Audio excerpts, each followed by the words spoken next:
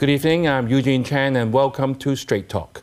Our guest this evening is Olympic bronze medalist Minnie Su.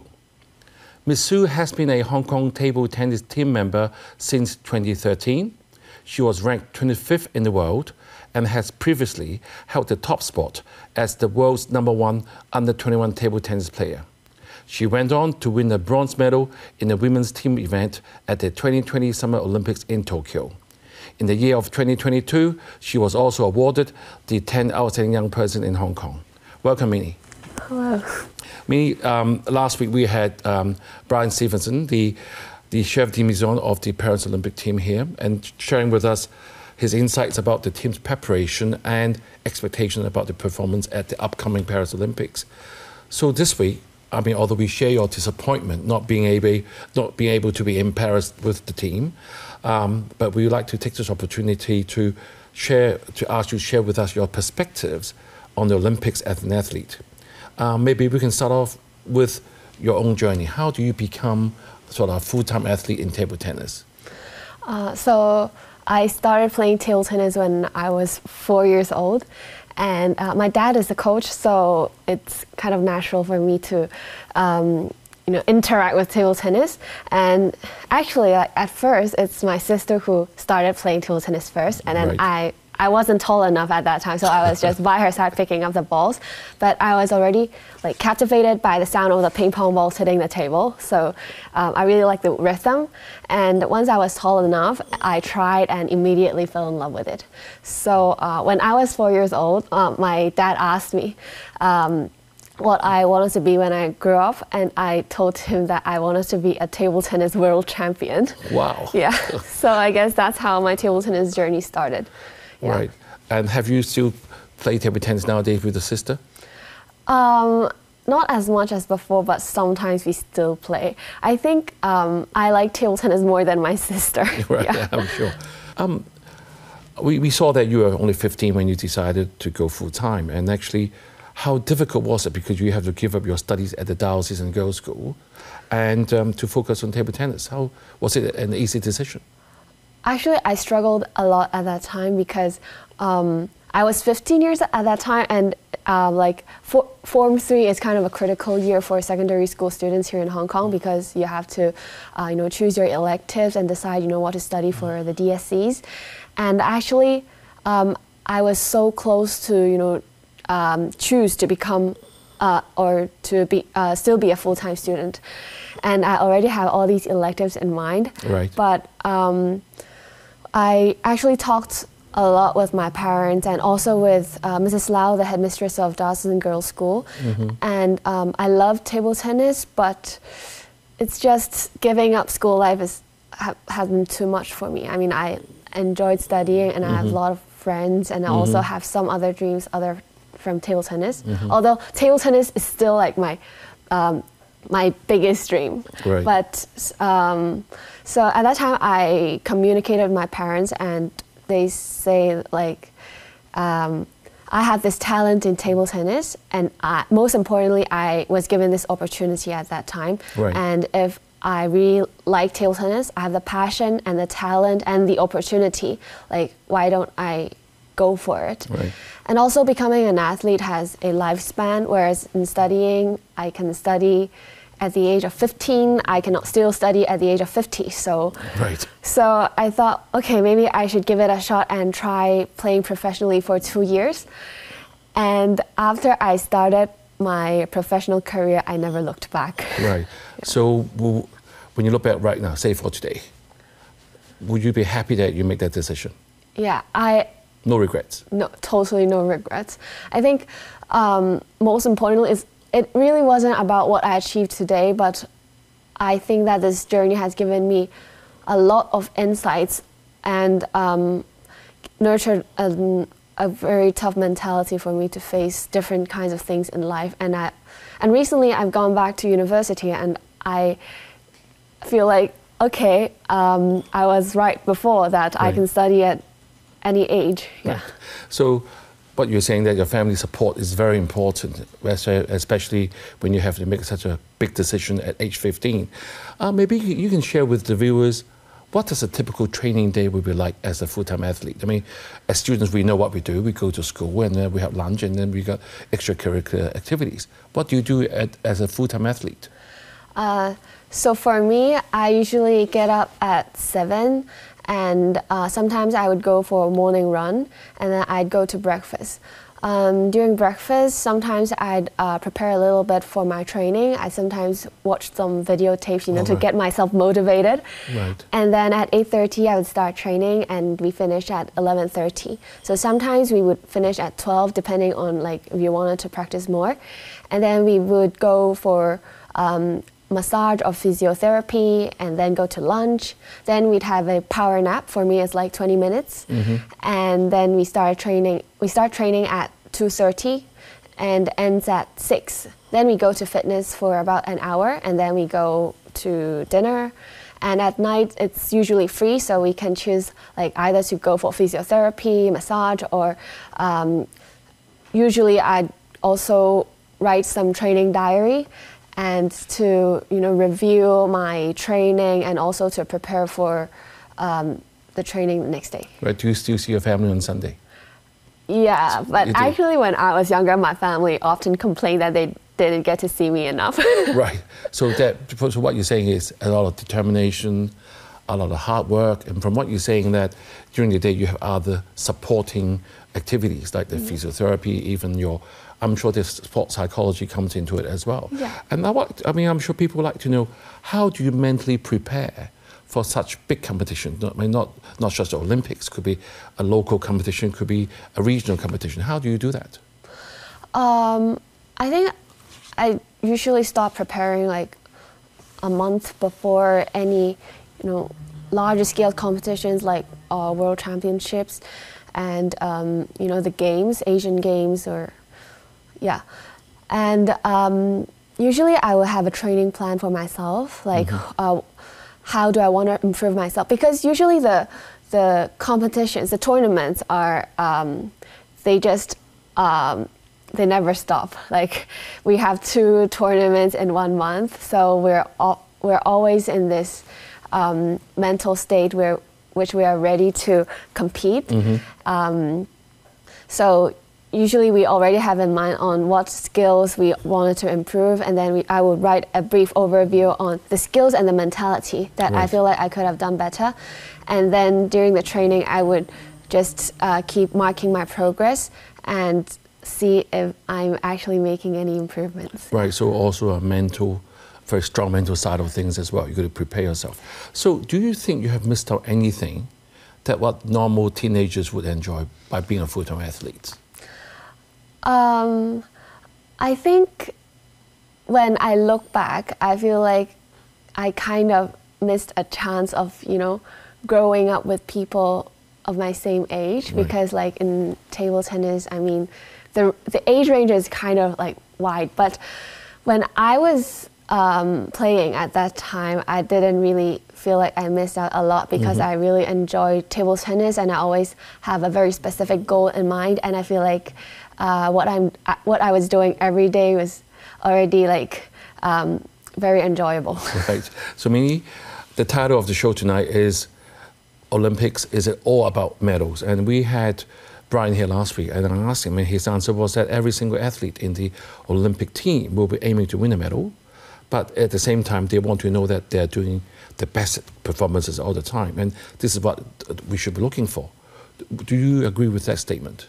Yeah, I totally agree, because as an athlete, we all always have this goal of achieving the medal at the back of our minds, but for me, my goal is always I don't really think about the medal when I play. Right. I only try to, think about how to perform well, and I don't actually cherish that medal as much as people think. I actually cherish the great points I played during the match. Right. So for example, people ask me, do you often, look at your medal after your Olympics, or just to get that feeling again? And then I say no, but I actually had cut some highlights from my Olympic games and would keep watching the good points that I played, right, and so I would feel very proud and happy. So really, are the points or the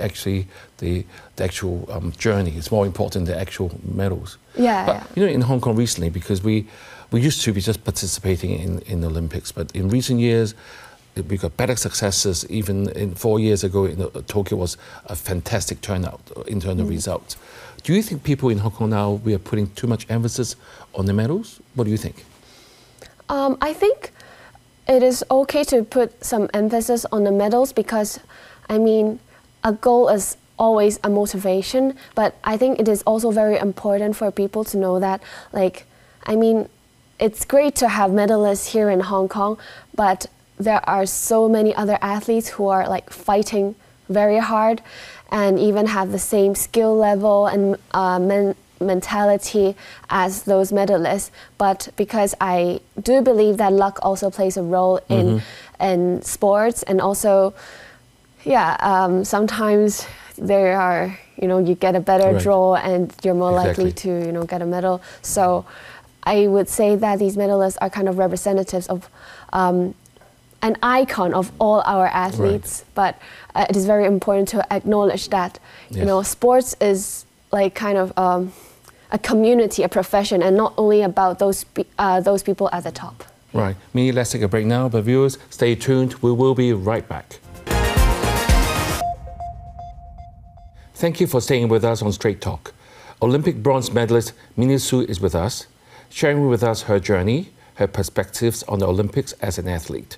So Minnie, in the first part of the show, you have clearly said that medals are goals for athletes, but then the journey is more important. As you just said, you always play back those important points that you have in table tennis. So can I say that winning the Olympics in Tokyo would be the highlight of your career? And how has that changed your life since? Like looking back, I feel like the Olympic medal has a huge impact on my life. I mean, like I got a lot of, opportunities in both in in my sports career and also outside my sports career. But if you ask, like, as an athlete, I mean, to me, every tournament is equally important. Like, I prepare very hard for both the Olympics, Asian Games, or any other tournaments. I mean, every match is equally important because I always feel like I don't compete for the medal or for the recognition. I compete for my own dignity, Right, So, okay. yeah, so I would say that, like, I mean, Olympics is definitely the highest stage, but for me, table tennis is just, important in all sort of ways, not only like about the level of the tournament. Right, Minnie, at the beginning of the introduction, I said that although you're disappointed you won't be at this Paris Olympics because of your injury, do you mind sharing with the viewers what happened? And I mean, you being so optimistic and being so happy, I mean, how can you handle that disappointment? I'm sure people will be wondering. So actually, I had this injury for quite a few years already. In fact, it started like more than half a year before the Olympics. So one day when I was training, I suddenly feel like there's some rigidity in my arm. At first I thought it was fatigue, and I tried to push myself harder to execute these perfect movements.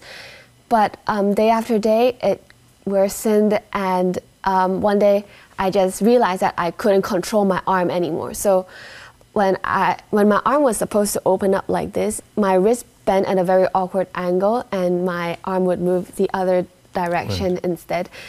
And I eventually had to see a neurologist, and I was diagnosed with focal dystonia. So it's a psychoneurological disorder that involves involuntary spasms in my arm when I try to execute some movements.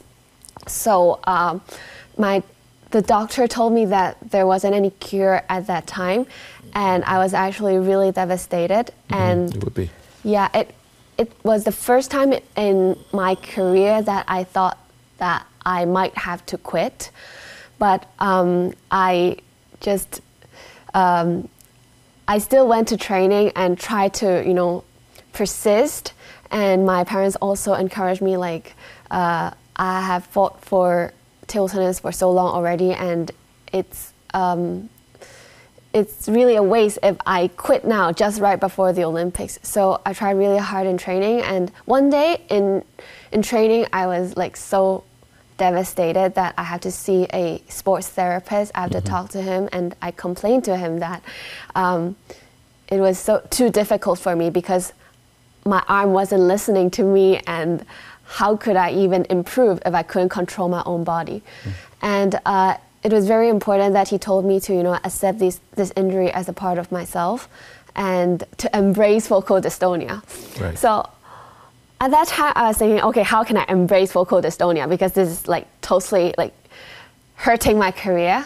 But Indeed. one day in training, I have this chance to play against a player from the mainland Chinese team, and on that day my arm was especially bad, and but somehow I just won that match, and I thought like it was pure luck. But after that match, my friend told me that my opponents say that because of my uncontrollable movements, they find my serve like really difficult to read. They don't know when I'm going to serve. So Right. yeah, and this is the first time I feel like there's actually a bright side of my injury. So I thought, okay, if I couldn't control my arm, then be it, because it might actually distract the opponent as well. Yeah. So, Minnie, thank you for sharing your innermost feeling. I can actually feel your frustrations, or even, I can even feel your emotions when you're talking to us just now. Are you planning to try for the next Olympics? Let me be very direct. For the next, yeah, of course. As an athlete, I always wanted to, play again in the Olympics. Right. I mean, like, I hope that one day my injury would recover and then I'd be back on stage again. Right. I'm sure we're going to get a lot of calls from the viewers. I'm sure a lot of help is going to come because they hear what you've been having. But anyway, let's see how we go. How do you stay motivated, even? So say you've done well in the Olympics, coming back, I'm sure the injury is still there, you still have your frustrations, and this time you can't play, and you still connected with your teammates. I know that you're very good friends with your the women's table tennis team, and you guys are good friends. Yeah. How are you going to support them this time? I would talk to them. I would message them and ask them like how they're doing, and I always say that I have a lot of confidence in them, and I really look forward to seeing them play on TV. Right. Yeah. Okay. Let's move on to the future of Hong Kong sports. I mean, you have been I would say a beneficiary of the Hong Kong Sports Institute, I may say.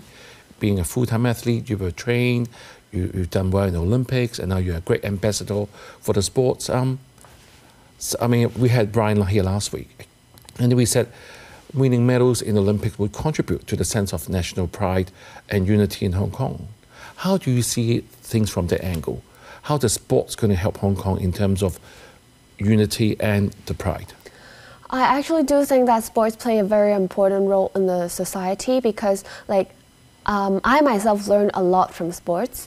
Apart from the passion you have when doing sports, I also learned a lot of communication. I made a lot of very precious bonds with people, made some connections, and it is also very important in building a very tough mentality, because when I go back to university, I realized okay, there might be a lot of difficulties that the students are facing nowadays, but I realized because I was so used to failure in sports, in fact, 90% of the time I feel like I'm always disappointed in my results.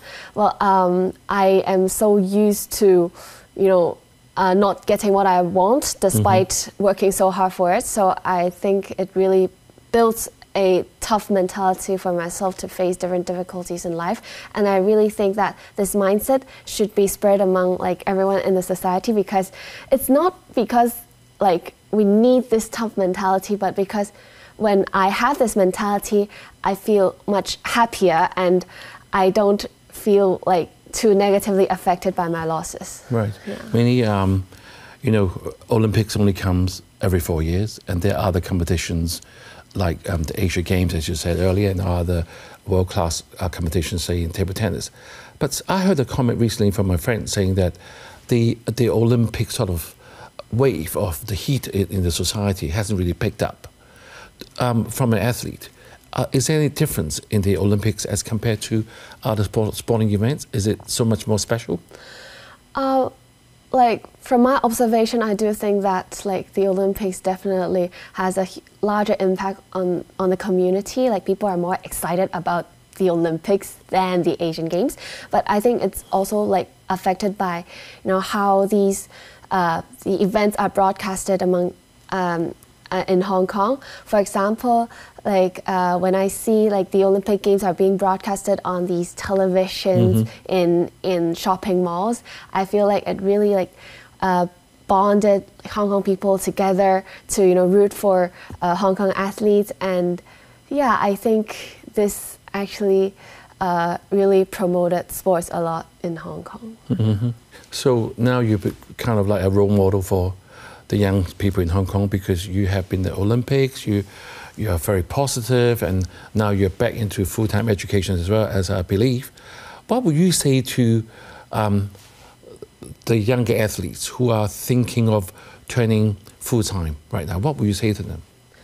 I think the most important thing is to follow your heart. I mean, like I always think that you might not get a medal in the end, but you shouldn't just be thinking about the medal, because the journey is very important. And I really think that if you try very hard, then you always get something out of it. So don't be afraid of failures and go for what you want. Right, so thank you, Minnie, and I'm afraid that we have to leave it there for now. Thank you, Minnie, for your dedication, resilience, and achievements are truly inspiring. Indeed, the Olympics is not just about medals, but the spirit of perseverance and sportsmanship. As renowned track and field athlete Carl Lewis said, it's all about the journey, not the outcome. Have a good evening and see you next week.